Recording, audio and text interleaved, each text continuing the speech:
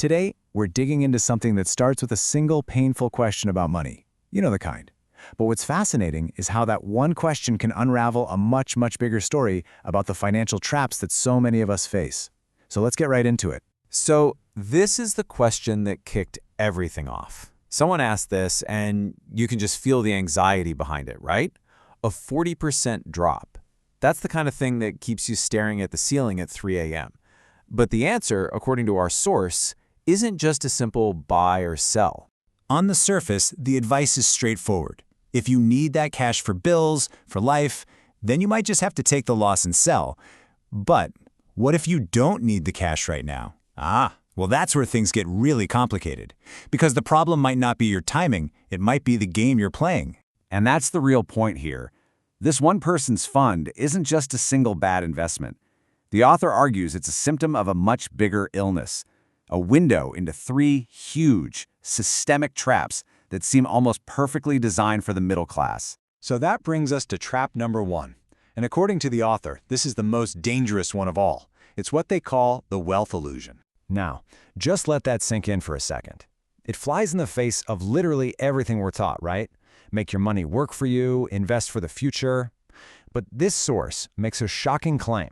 For the middle class, the very act of investing in these products is how you lose your wealth. And what's backing up such a wild statement? Well, it's this number right here, 90%.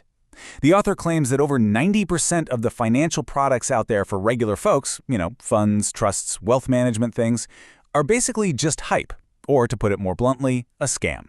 So why such a high number? Well, the argument is that the whole system is flawed from the get-go.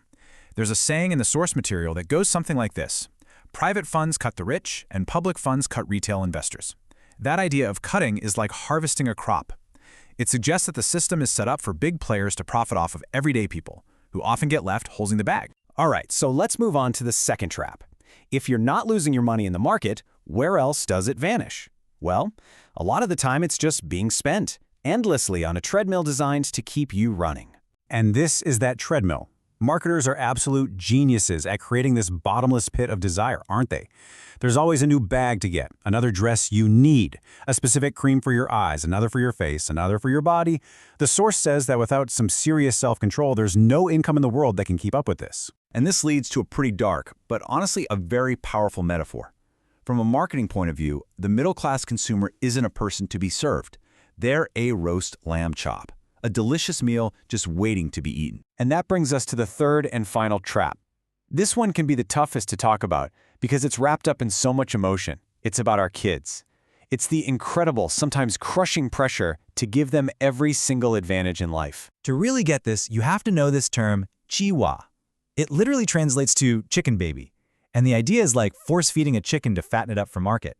It's this hyper-competitive parenting style where kids are just pumped full of tutoring, piano, coding, sports, all in this frantic race to get ahead. But here's the tough pill to swallow, at least according to the source. All that effort, all that money, it probably only really moves the needle for the 1% of kids who have a true, God-given talent for something. For the other 99%, it doesn't really lead to a career in that field. And if you just look at the numbers, the economics of it are, well, they're brutal. The investment in this whole Jiva lifestyle can be absolutely massive, hundreds of thousands, even more. And then you put that next to the typical starting salary for a new college grad, the return on investment just isn't there. Now, of course, the big counter-argument is, well, it's not about turning my kid into a concert pianist. It's about building character, it's quality education, right? But the source pushes back on that, too, arguing that for most kids, this insane pressure doesn't create a love for the arts, it just creates stress and resentment. So, after hearing all that, you might be feeling a little bleak. But look, the point of this isn't to say that all hope is lost. Not at all. It's about opening our eyes, seeing the traps for what they are, so we can navigate through them a bit more wisely. So here's the crucial takeaway: understanding the hierarchy of these traps. The author ranks the investment trap as the absolute worst. Why? Because your money is just gone. It goes directly into someone else's pocket.